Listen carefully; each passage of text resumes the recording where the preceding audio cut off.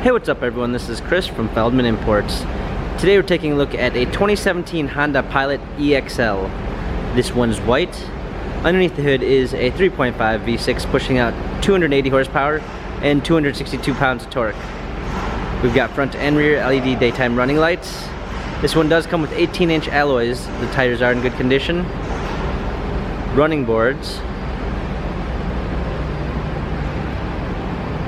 A black leather interior, sunroof,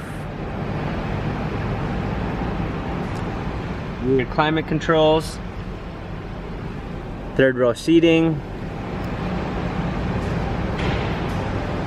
Coming around back, we've got our all-wheel drive Pilot badging, power liftgate,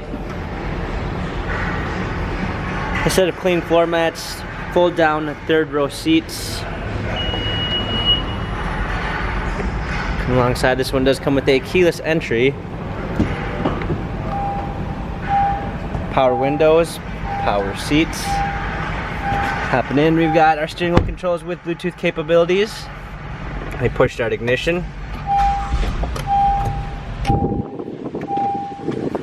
rear view backup camera, touchscreen media display, dual climate controls, heated seats, USB ports, automatic transmission.